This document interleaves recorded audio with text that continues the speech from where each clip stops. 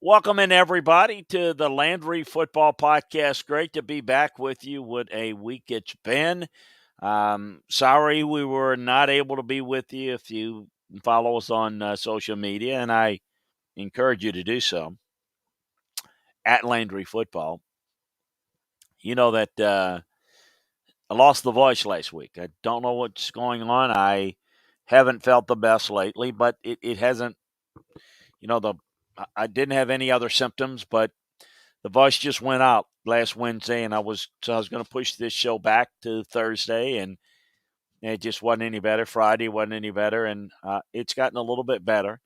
I'm at least somewhat audible now. Maybe not where I wanted to be, but it was. It felt like somebody had their throat around the insides of my neck, and I just words would not come out. Uh, I can sense it's still very strange. So we're going to get through this podcast and talk some football. But I don't know how long we're going to go. So bring your questions here. I want to make sure I get to them. I want to, be able to get into some things, but also don't want to annoy you with a voice that's just not real strong. I didn't even get a chance, obviously, last week to break down a little bit of the national championship game in college football. I've done it on different platforms, but because the voice went out on Wednesday, the latter part of last week, I was not able to really get into that. So we'll talk a little bit about that, but going to focus mainly on the NFL playoffs. Kind of what happened. The goal last week was to go into the wild card matchups and preview them for you. But the good thing about being a part of LandryFootball.com is you get all of that in detail, and that's why we encourage you to check out what we're doing there as we break down all the games, all the information, all the coaching search news in our notebooks in the NFL, all the college football transfer portal information, recruiting. The regular February signing day is 2 weeks from today. So a lot of that stuff we've got for you at Landry Football. So we're able to get all that to you up on the website, even though we're not able to verbally talk about it. But we're going to get to it today. I already feel the voice starting to strain, but appreciate everybody's patience and certainly jump on the chat room wherever you're listening to us and watching us, and let us know any questions or thoughts. Let's get into quickly, since it's kind of old hat and it's old news, but I want to get to it because I've had a few people send in some questions and about it, and so I want to at least sum up my thoughts on the national championship game. In the best way I can describe it is a couple of things, and the complete details of it you can again get more detail at Landry Football. But to me, this was the game I thought we were going to see in the conference championship. We didn't see Georgia play well in that game, and I thought Georgia at Alabama had a lot to do with it. I think that the game plan, there are two things that jumped out at me for Georgia. That the difference between the conference championship game and that layoff leading into the game against Michigan were indicators that they recognized that there were problems with conditioning, maybe not having to play 4 quarters most of the year. They were in much better condition football team. They were able to take control of the game. I thought in the preview when we last spoke of that game, the key was to get Bryce Young off his mark and to make him uncomfortable in the pocket. And they were able to do that very successfully.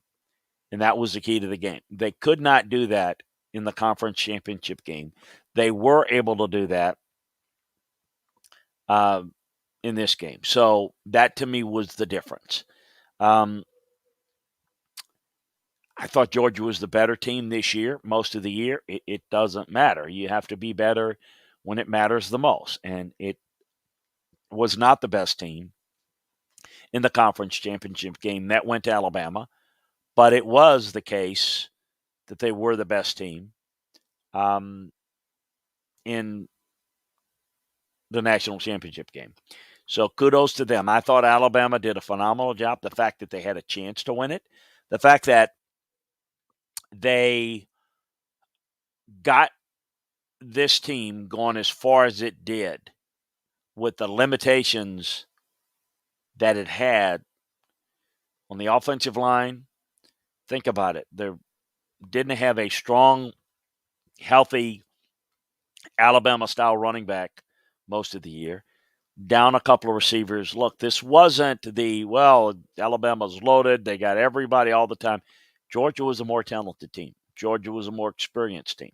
The fact that Alabama was able to beat them in the conference championship game and had a chance late, played right with Georgia, was pretty impressive.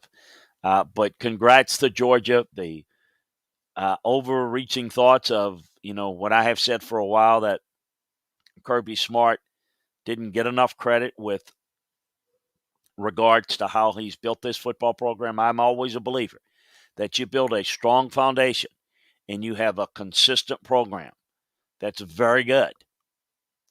That's more impressive than the fly-by-night. It's great one year, it's not great the next. Consistency is the key. Being consistently good in anything is the key to being really successful. And so they're going to be here for the long haul. Are they going to win as many titles as Alabama has under Nick Saban? Heck, I don't know that. How realistic is that anyway? I mean, if you think about it. But they'll be in the mix. And that's all you can ask for. And Alabama, I think, is going to be, back again and competitive next year. So those are my overreaching thoughts. You got any more questions, bring them in there. Want to get into the NFL playoffs and kind of take it, since I was not able to break down the games going into it. I mean, we did on Landry football, but was not able to do it here. The big key is, I thought, in the Cincinnati game against the Raiders, I thought Cincinnati was the better team, and I thought the Raiders got in mainly because I thought the Chargers, with more talent, really did a poor job. And I thought kind of ruined some opportunities for them. And so I thought the Raiders would have a hard time. The Raiders actually played pretty well. They were in the game. So the Bengals move on. We'll get into the matchups here in a second. The fallout is, obviously, Joe Burrow made plays when he needed to. It was not great. The offense wasn't great the entire game. In fact, I thought the defense was the big key for them. They stood up and made big plays. What does it mean for the Raiders? There's going to be massive changes. I think Derek Carr is going to have to be looked at by a number of people in the league. And certainly the new coach is going to have to take a look at the situation. What's going to happen there? A lot of discussion is the Raiders have a GM opening. I understand this, that when John Gruden got the job, it was because Mark Davis was infatuated with John. He knew John and liked John from the first time there when John worked for Mark's dad. And so John made all the decisions. And John didn't want a strong GM in position. So you hired a guy that he knew, that he did some work with in TV or knew from TV, that really, in my opinion, was not qualified for the job. And, Mayock was fired. It's difficult. I hate it when people lose jobs. It's tough. But, the reality is,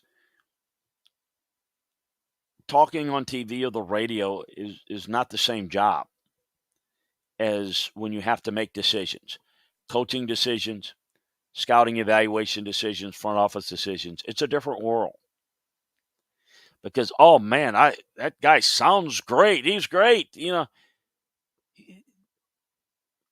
Calling people around the league and asking their, getting 8 or 9 opinions or 3 or 4 opinions on one player and ranking a list and putting out a list and talking on TV about them is not scouting. It's reporting. It's just gathering information. When you got to make decisions and you got to know how to evaluate and you got to scout the scouts and coach the scouts and help teach people something that you've never done yourself, it's very, very difficult.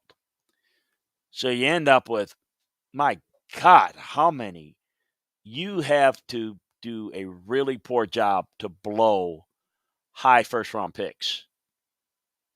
To do a number of them, to blow a number of them, you've got to be incompetent.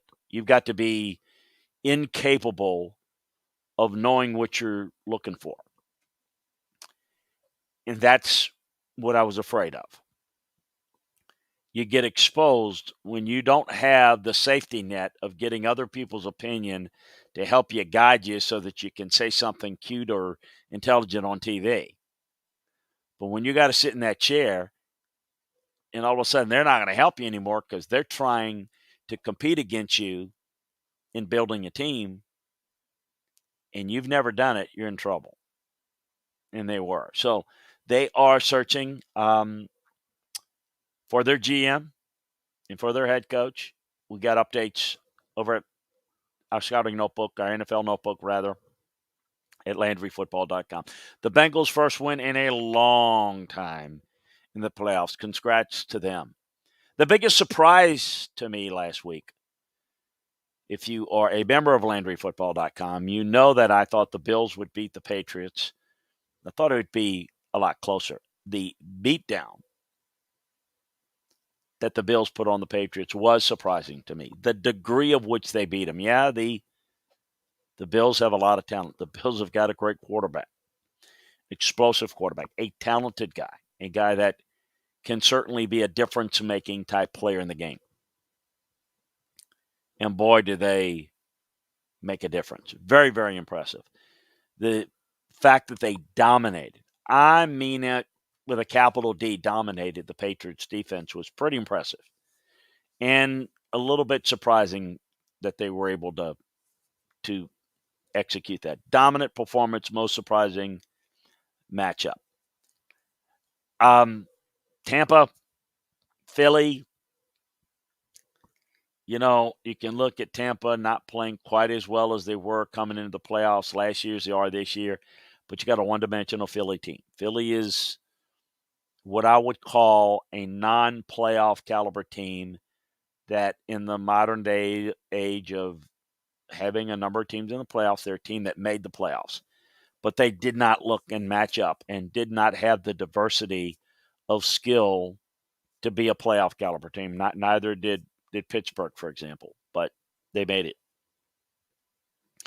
We're going to get into the matchups this week, but that game went pretty much as I expected in a dominating fashion. The game that I said, look out, if you're going to be the home team that's the favorite, the higher seed, who's going to get beat? I had it for you at Landry Football. The best chance was going to be the Cowboys having some trouble against San Francisco. The Niners, much better coach team, much more disciplined team, organized, had good balance, knew how to attack, manage things well, had a hard time, as they tend to do, closing people out because they don't have enough of a passing game. But the Niners maximize what they have. They really do. They're well coached. Dallas, you know the storyline, more on that in a second, that everyone's talking about. But Dallas is a collection of some impressive-looking talent, but they're not what you would call as good of a football team as they are individual collection of talent.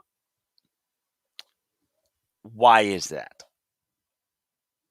It's a bigger issue than just that game. Let's get into the game and then I'm going to branch out.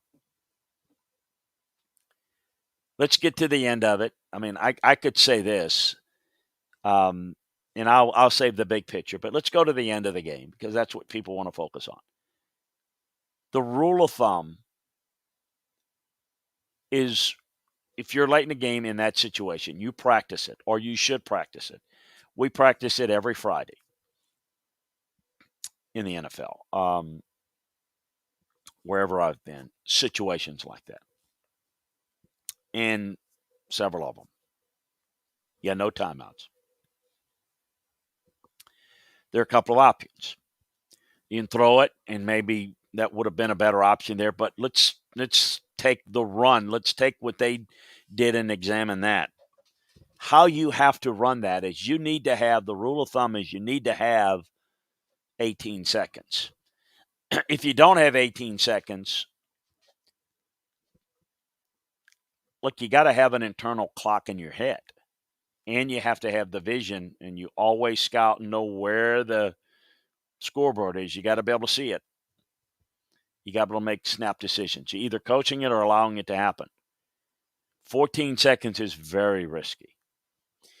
If you're going to take off and run and you're going to make it a little bit more of a manageable, regular, final play opportunity, you got to be smart about it. You've got to know in your head and you got to know from peripheral vision that you got to get down sooner because 14 seconds is not enough to be able to execute that normally. You got to get down quicker. And yes, you have to hand the ball to the official.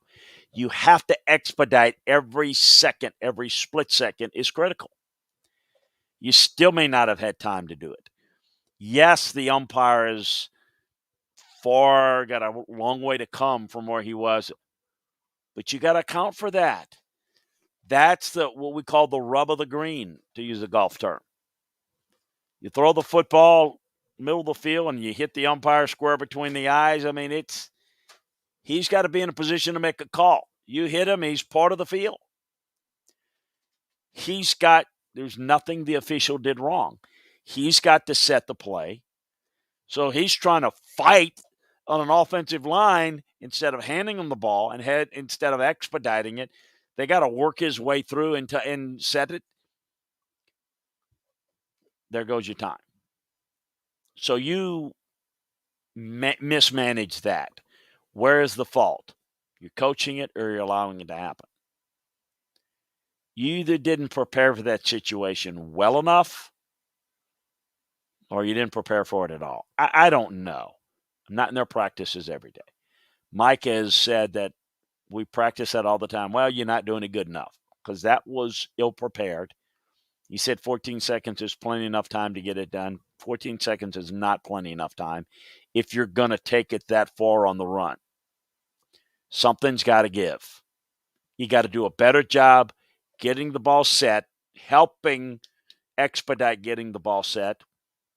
You got to cut the play short. As a quarterback, you're in a better position to kill the play yourself by giving yourself up, getting up, handing it off, and then getting in position. At that point, you have a chance to get a clock off. The fact that they didn't even get a shot, it's not a high percentage that they score, but they didn't even get that shot. It just poorly managed. So what does the issue come out of that is not just, they blew this great opportunity to win it, because that wasn't a great opportunity to win it. It was a chance at the end. But the biggest problem that they had is this was a poorly executed, poorly prepared Cowboy team on Sunday. And that's not the first time we've seen it. They've been up and down. They've been 4 times this year. In 279 NFL games, I believe it is, every game this season. Every game this season, from first game of the regular season through the playoffs last week. I think it's 278. Numbers may be a little off. Doesn't matter. in that range. 4 teams, 4 had 14 penalties or more in a game. 2 of those 4 were the Dallas Cowboys. Twice. It happened Sunday.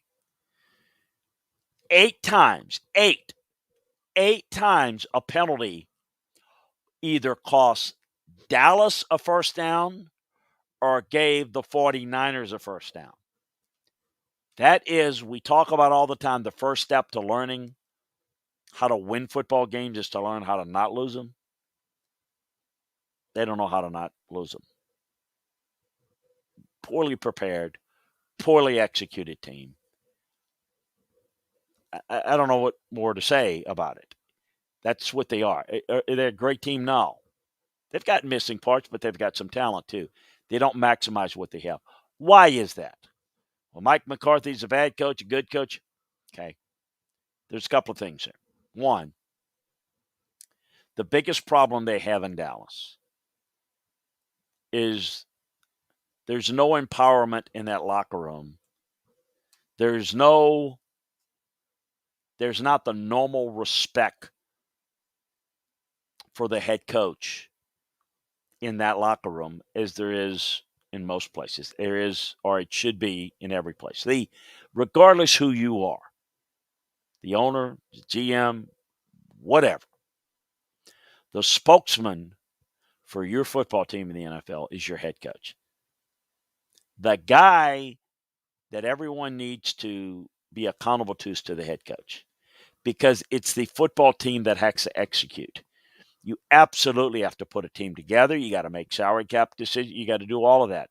But when it comes time to getting that team to perform, if the players don't respect what the head coach says,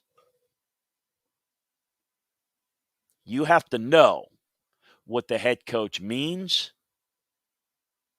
and knows that he means it. And if you don't have that, you don't have that accountability, that empowerment in the locker room, you're not going to be a great team. You're always going to be a little bit more me-oriented. And why do they have that? Mike McCarthy's not he was this and that in Green Bay. Why did they hire? Because if you're the Dallas Cowboys, if you're a coach, you don't want to deal with the nonsense that the Cowboys have to deal with Jerry Jones, where you got the owner who does his, press conference in the locker room every week. Like he knows what the hell he's talking about, beyond me. But people are looking, hey, he said this, and this coach is in trouble. This play. He's got his own TV show, radio show. His son got his own radio deal. They are all spokesmen for the team. They're all speaking, well, we like how our linebackers are playing. We like this. We like that. When you do that, you usurp the power of the head coach. The players themselves are not accountable to the head coach. That's the problem. It's the ego. It's the owner wanting to be the center of attention all the time is the reason why you don't have good leadership from the head coach position, because the players don't really respect the head coach because the buck doesn't stop there. It's, the owner we can go to the owner and we can get this done or whatever. So there's no accountability. And then therefore, the Dallas Cowboys, which if you look at the money they generate and you look at the great money-making owner that Jerry Jones is, if he wanted to, if his ego wasn't in the way, he could hire the best football guys and back off and not talk to the media and let his football coach run the team and speak for the team. There would be more accountability and empowerment. But this is why the Cowboys are always fractured in this and direction and that direction and this and that. And you say things and it's a mess. It's why there's consistent underachievement there. Very often they're overrated because they're a hype machine. The owner hypes them up. Then, it puts a lot of issues.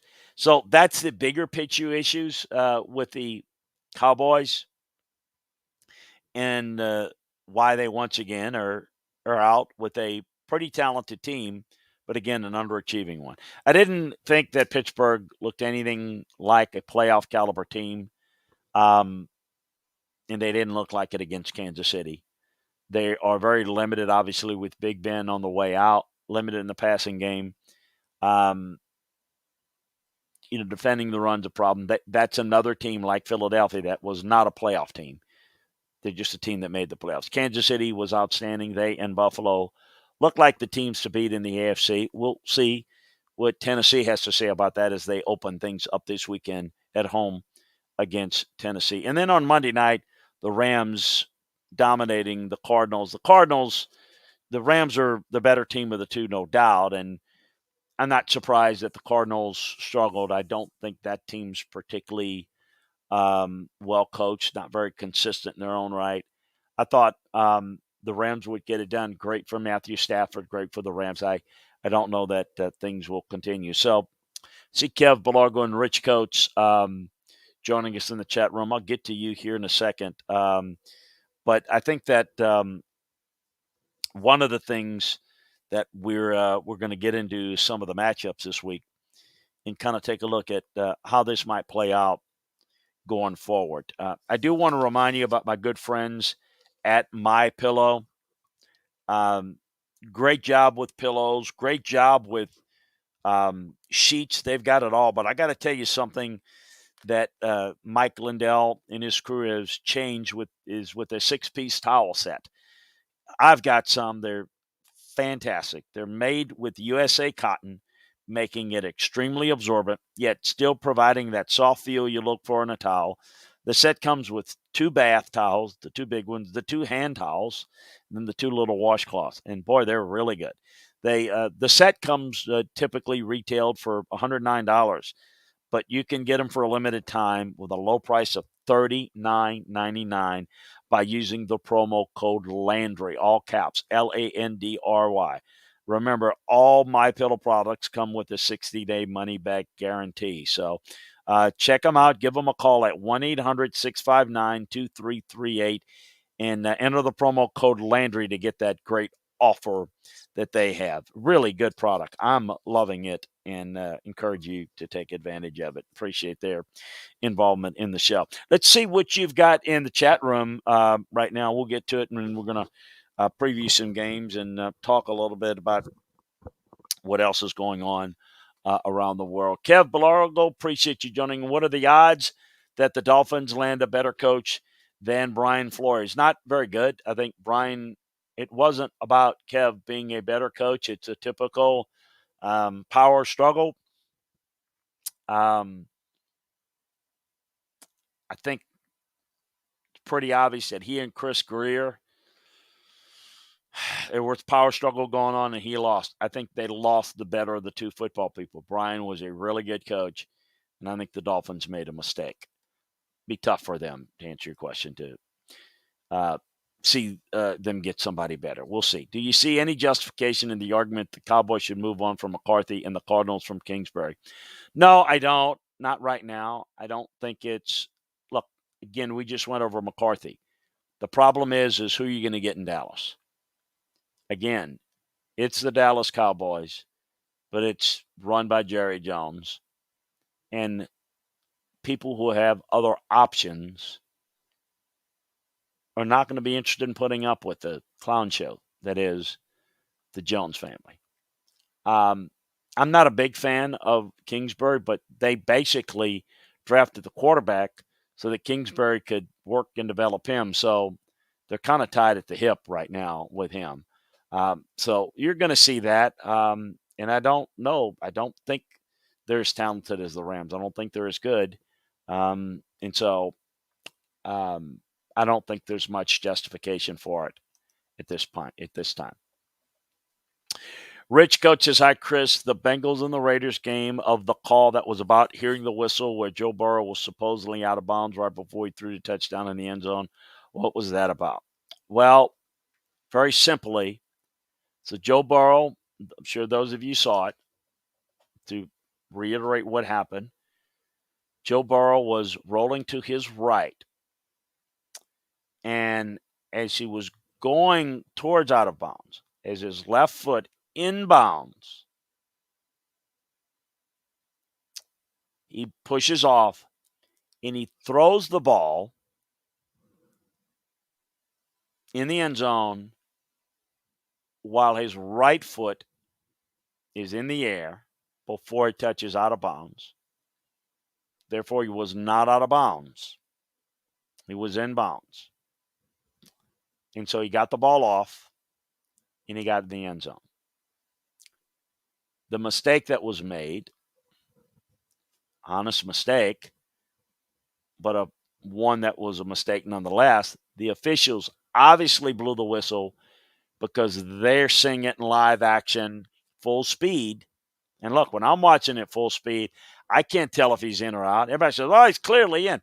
Yeah, it's clearly in. If you watch it on replays and you see it, you might see it. You might get the good angle. If you're there live, you might be able to see a play like that. But a lot of times, you can't really tell until the replay. In live action, the official thought he was out of bounds, so he blew the whistle. When you blow the whistle, the play's dead.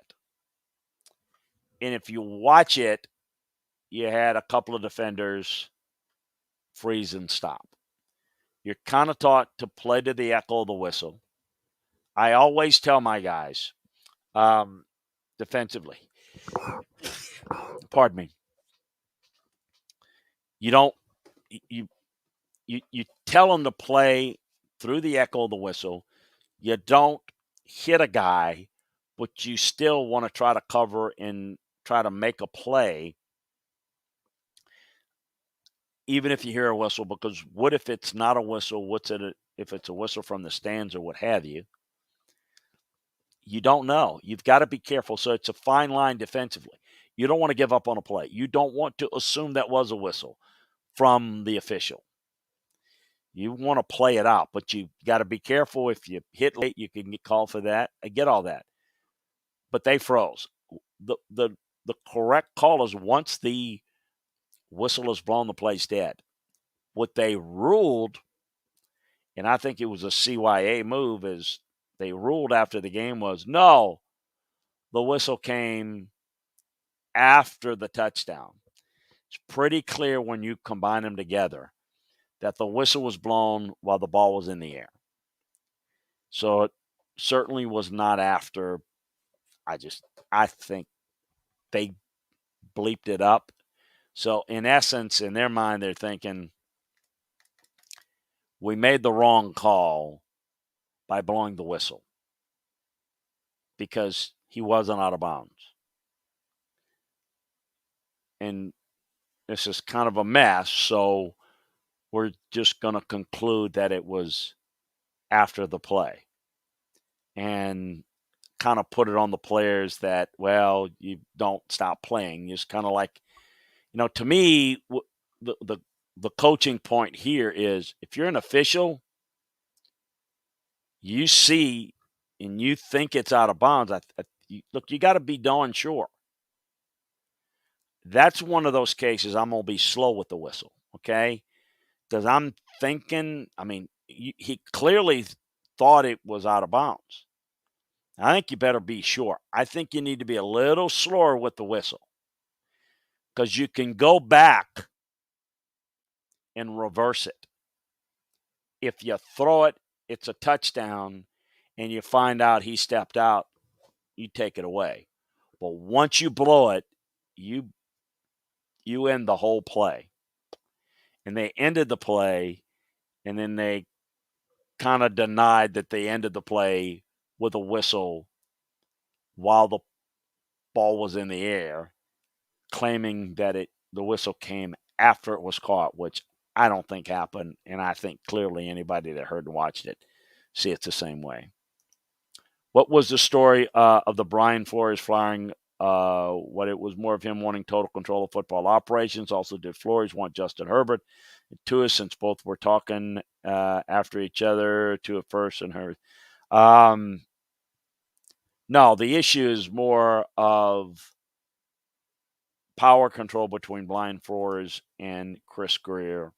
What happens, and I think Brian wanted to have more involvement and say so um, in the roster building. I don't know that Brian wanted Justin Herbert over Tua.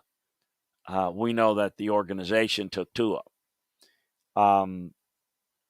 But it is interesting that if I was looking at the Dolphins the past couple of seasons, the strength of that team has been their coaching. Is how well they played and covered up some of the real weaknesses, injuries at receiver, issues on the offensive line. That teams play hard, play smart, and I think their problem was more personnel. And I think in the power struggle, they kept the wrong guy. I don't know that I'd want to give Brian total control, but I certainly think that if they can't work together, there are two options, three options, really. One, if you like both guys, you got to get them to work together. If that can't work, then you've got to take the guy that's most talented and keep him, and the other one is out. The other one is you get rid of both of them. In this case, I think Flores was too good to get rid of, and I think of the two, Chris Greer, I would have moved on from, and I would have not necessarily given Brian control, but I would have had somebody that I felt was working more hand in hand with Brian, because I think that's a mistake. The reason why most owners side with the GMs and not the coaches is because the GM has the owner's ear. He's there chirping in the owner's ear. If the owner goes to practice occasionally, the GM spends a little bit more time with the owner. The coaches a little bit more involved in coaching and prepping the team week to week. GM is a little bit more, again, chirp in the games, before the games, after the games, before and after practice. And it's usually, again, it's the GM spinning it his way, and it usually falls on that. My belief is, and we're living in the world today where you've got less and less qualified people running teams, that what you have happening is those people that are less qualified or more insecure, and they tend to backstab their coach. And for me, I've always had the approach that you can't drive a wedge between coach and GM. You got to be joined at the hip. And there is no, I mean, you just work for one another. You work your rear end off for one another, because you can't do it unless you do it together and you have a clear vision. And you may not agree with on all the players, but there's a process and processes that you put in place to make sure that you maximize your chances if you're deciding between player A and player B in the draft or whatever. I think you have to do a good job of that. But it's too much egos and too much wanting to take credit for the success and pushing the blame off on someone else. It's the new age that we live in, right? Isn't that how it works in politics? Isn't that how it works in the world now? We live in a different world. There's not that loyalty to one another. It's hard to find the right type of people. And I think the qualified people that come from a coaching background and a football background can make decisions with the coach and have a shared vision. People that come from a non-football background, non-coaching, not non-scouting, non-playing, those are the guys that tend to see things a different way, and they're trying to advance themselves And the way they do it is at the expense of somebody else because, again, all the things that are going well, that's me. But all the bad things, you see, we should have done that. We told him that, but he wanted that. And a lot of that stuff is BS. But a lot of owners buy it. So impressed with Will Anderson Jr. Will he be a difference maker day one in the NFL? Will Anderson of Alabama is the best run defending edge rusher I have seen in a long, long time. A couple of decades. The most impressive thing he does is play the run. He blows up the run game from the defensive end position. He is a great edge rusher, no doubt. But guys that I have seen guys be great edge rushers. I have not seen those great edge rushers blow up the run to the degree that this guy does. He's a great football player. He's a top player in the draft type of player. He's that good. He's outstanding. No question about it. Bryce Young won the Heisman, and I thought it was deserved. I'm not so sure he wasn't even – may not have been the best player on this team. Will Anderson was probably the best player on the team. So those are some good thoughts. You got any more thoughts there? Bring them on here before the end of the show, and I'll get to them. Let's talk a little bit about the games, the matchups this weekend. The first game, of course, is Cincinnati, Tennessee. You've got Cincinnati with their first playoff win in over 3 decades. They got outgained by the Raiders. Defensive line injuries are a concern in this game for me, for Cincinnati.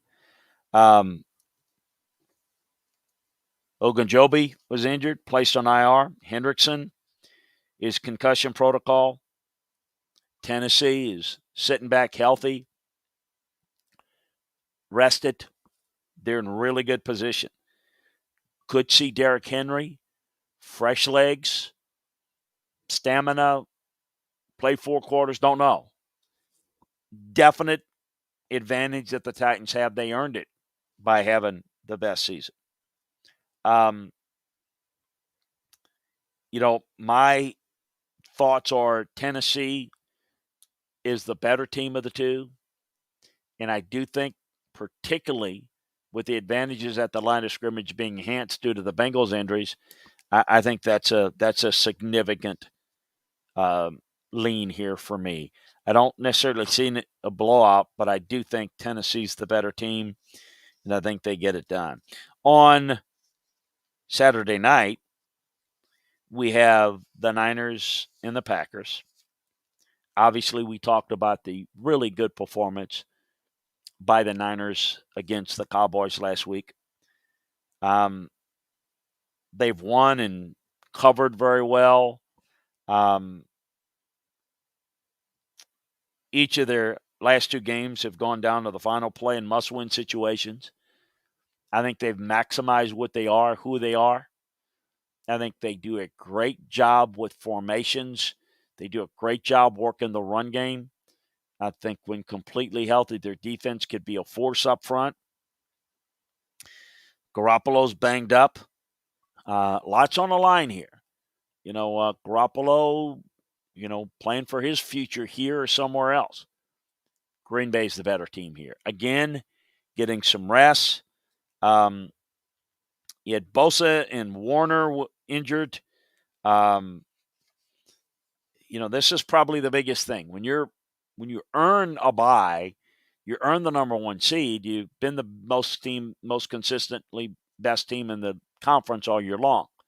But you also have that extra time to get healthy. So while you're trying to work through, the Niners are with Warner's ankle injury and Bosa through concussion protocol, the Packers get Jair Alexander back, Zadarius Smith back. You got a really good team that's healthier, and you've got Aaron Rodgers. That's a huge difference. If you want to look at the differences And, good teams are good teams, but good teams with really difference-making quarterbacks, how much of a difference does that make? Think about this. Cincinnati, Joe Burrow, a difference maker. Tannehill, not quite, but pretty good. San Francisco, Garoppolo, not so much, but not bad. Aaron Rodgers, difference maker. Stafford, talent difference maker. Brady, difference maker. Josh Allen, Patrick Mahomes, difference maker. 6 out of the 8 elite level talent at quarterback. Big factor, like Green Bay here at home. The Rams, Tampa.